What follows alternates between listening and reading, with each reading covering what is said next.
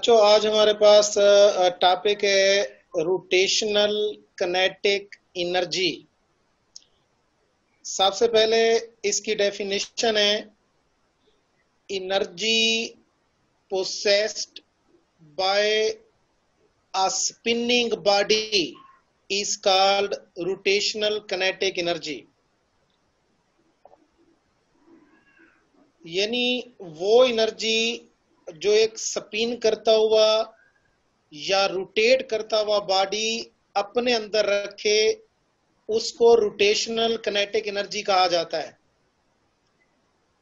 अब इसका रिलेशन निकालने के लिए कि रोटेशनल किनेटिक एनर्जी किस चीज के इक्वल होती है, तो इस मकसद के लिए consider a body which is spinning about its own axis with constant angular velocity omega.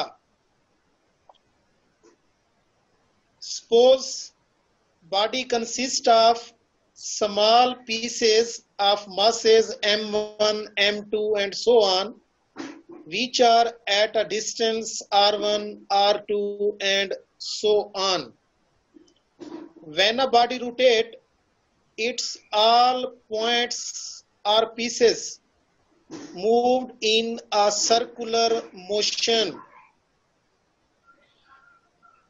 हमने क्या किया, रोटेशनल किनेटिक एनर्जी का रिलेशन निकालने के लिए एक बॉडी लिया जो स्पिन कर रहा है अपने ही एक्सिस के गिर्द एक कांस्टेंट एंगुलर वेलोसिटी ओमेगा के साथ। सपोज फर्ज करें कि ये बॉडी छोटे छोटे पॉइंट्स कह दें या पीसेस कह दें उन पर मुश्तमिल है जिनकी मासेस m1 से सो ऑन, डिस्टेंस उनका r1, r2 सो ऑन है।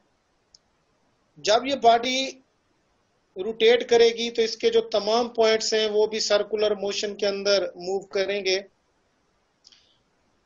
अब देखें, इस स्पिनिंग बॉडी की rotational kinetic energy find out करने के लिए हमने एक पॉइंट को कंसीडर किया, आपको डायग्राम में भी नजर आ रहा है, जिसकी मास सपोज हम कह देते हैं कि mi है, यानी अभी हमने नहीं कहा कि 1 2 3, और इसी तरह जो एक्सिस ऑफ रोटेशन से उसका जो डिस्टेंस है वो ri है सपोज, और जब वो सर्कल के अंदर मूव कर रही है तो किसी भी पॉइंट पर उसकी जो टेंजेंटियल वेलोसिटी है वो vi है।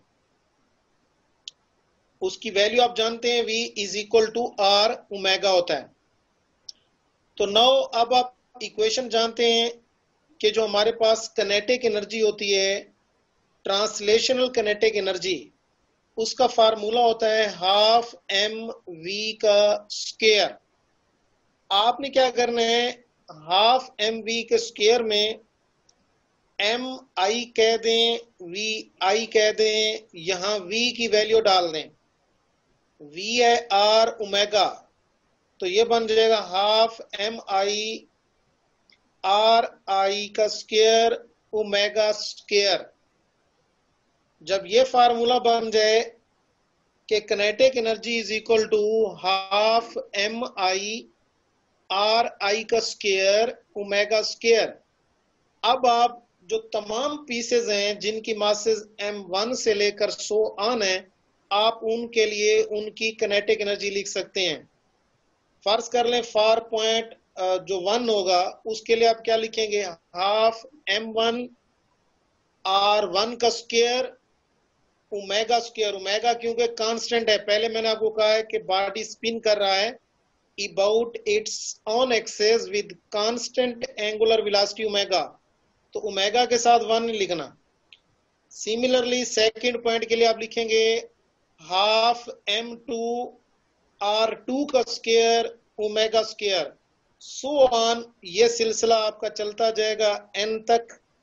अब देखें, जो rotational kinetic energy of a body होगी वो equal to sum of the translational kinetic energy of its points.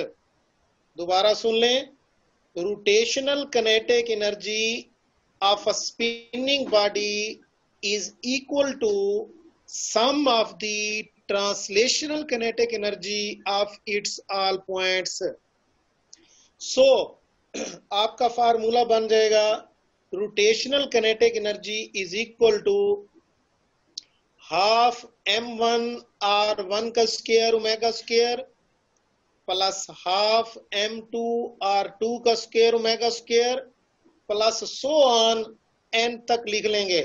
अब इसमें से हाफ ओमेगा स्क्वायर कॉमन आ जाएगा, ब्रैकेट में क्या बचेगा m1 r1 का स्क्वायर प्लस m2 r2 का square plus so on n तक लिख देंगे। अब आप लास्ट टॉपिक में पढ़ रहे हैं कि M R square movement of inertia होता है, तो m1 r1 का स्क्वायर फर्स्ट पॉइंट का मूवमेंट ऑफ इनर्शिया हो जाएगा I1 प्लस m2 v2 का स्क्वायर सेकंड पॉइंट का मूवमेंट ऑफ इनर्शिया हो जाएगा I2। लिहाजा इन तमाम पॉइंट्स के मूवमेंट ऑफ इनर्शिया का जो सम होगा वो equal to total movement of inertia of the spinning body, जिसको आप I ले लेंगे। तो आपका फार्मूला रेडी हो जाएगा हाफ I ओमेगा स्क्वायर। ये हमारे पास जो रोटेशनल किनेटिक एनर्जी का फार्मूला आ गया है, ये बन जाएगा हाफ I ओमेगा स्क्वायर। अब इस फार्मूले को आप मद्देनजर रखेंगे कि रोटेशनल किनेटिक एनर्जी का फार्मूला होता है 1/2 I ओमेगा स्क्वायर, जबकि ट्रांसलेशनल किनेटिक एनर्जी का फार्मूला होता है 1/2 mv स्क्वायर।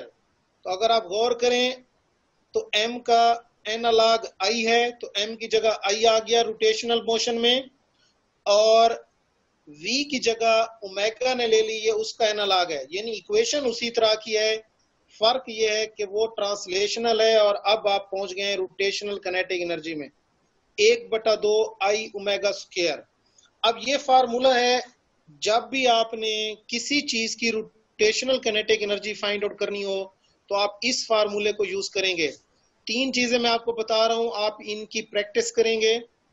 एक हमारे पास है डिस्क, एक हमारे पास है हुप, और एक हमारे पास है स्फीयर।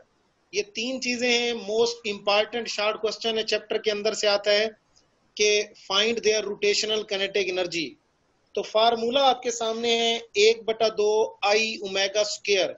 तो आपने जस्ट क्या करना है कि I की वैल्यू डाल देनी है। मैं आपको इससे पहले वाले टॉपिक में बताया था कि आपने इन चीजों का मूवमेंट ऑफ इनर्शिया ज़बानी याद रखना है। जैसे हमारे पास डिस्क है, डिस्क का मूवमेंट ऑफ इनर्शिया यानी I जो है वो हाफ mr स्क्वायर होता है। तो आपने इस रोटेशनल किनेटिक एनर्जी के फार्मूले में I की वैल्यू डाल देनी है। मतलब डिस्क के लिए I की वैल्यू होती है 1/2 mr स्क्वायर।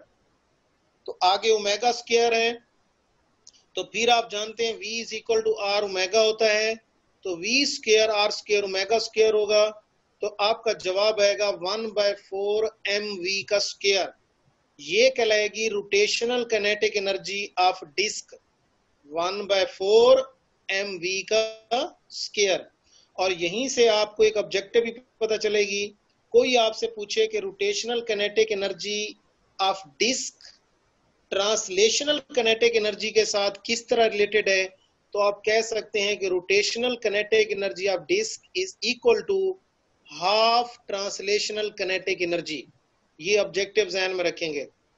रोटेशनल और ट्रांसलेशनल का अगर रिलेशन देखना चाहते हैं इन केस ऑफ डिस्क, तो rotational kinetic energy is equal to half translational kinetic energy. इसी तरह आप स्फीयर की निकाल सकते हैं, इसी तरह आप हुप की भी निकाल सकते हैं। यानी आपने रोटेशनल किनेटिक एनर्जी के फार्मूले में इनके बाद हमने इनकी स्पीड्स निकालनी है। यानी हमारे पास स्पीड का फार्मूला है कि speed of disc and hoop, rotational kinetic energy, ये फार्मूला आपके सामने आ गया। मैंने आपको समझा दिया कि आपने किस तरीके से rotational kinetic energy find out करनी है डिस्क की, हूप की और सफेयर की। इसकी आज आपने ट्राई करनी है। अगर ये आपसे हल हो जाए ठीक है, वरना कल मैं दोबारा आपको, यहाँ पे शो नहीं हो रहा, कल आपको दोबारा जो है ना ये मैं खुद हल करा दूंगा। Rotational kinetic energy of disc, hoop and sphere. Rotational kinetic energy का फार्मूला आप जहन में रखेंगे, 1/2 I omega square. I moment of inertia है और ओमेगा यहाँ एंगुलर वेलोसिटी है।